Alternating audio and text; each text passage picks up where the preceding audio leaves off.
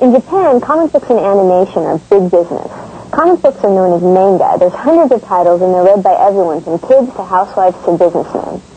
Animation is known as anime and has a similar wide appeal. Nick went to talk to anime and manga expert Koichi Ohata. All right, we're here with Koichi Ohata. He is the creator and artist of such anime titles as Genocyber and MD Geist. Where does anime come from?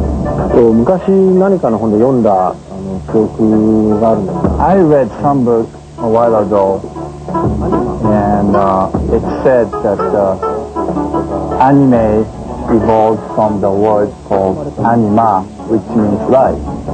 よし、カメラスタート。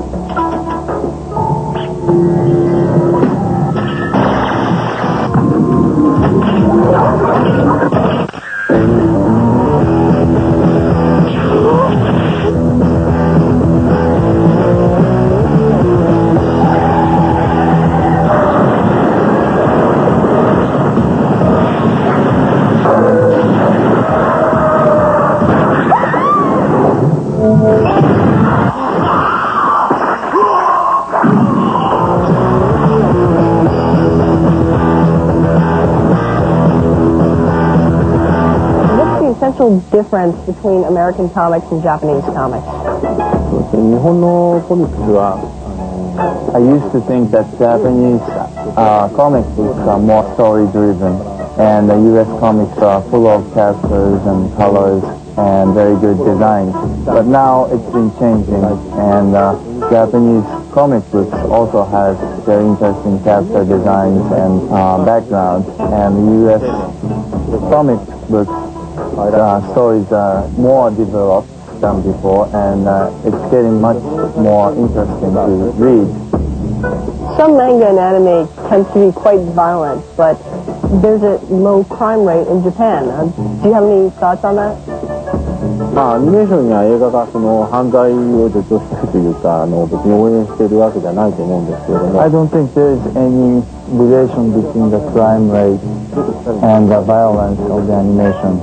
I think human beings unconsciously have this tendency to like violence, to get excited. And animation is an entertainment form to give this kind of opportunity for human beings to realize.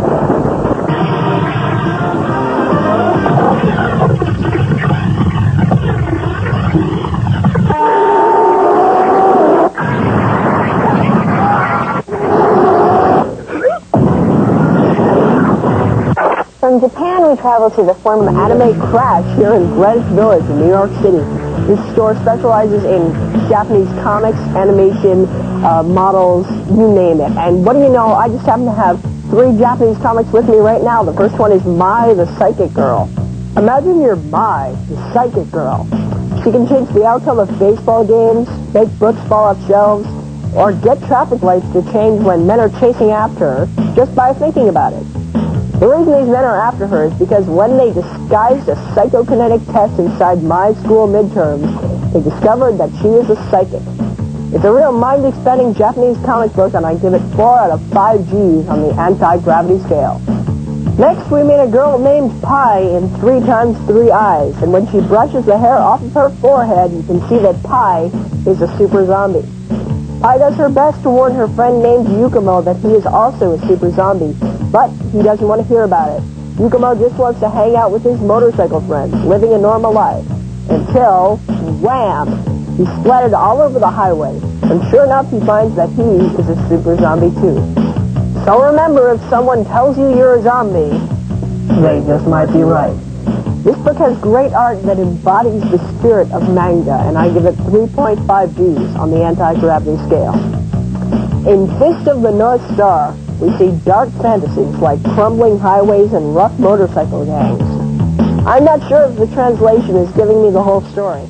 but it's definitely a change from American comics to see a hero who's so concerned with finding water. Fist of the North Star is an anime classic, but compared to all the great stuff there is out there now, it only gets 3 Gs on the anti-gravity scale. Anime is a great genre for crazy stuff, and I suggest you all pick up something from our friends in Japan. Sayonara.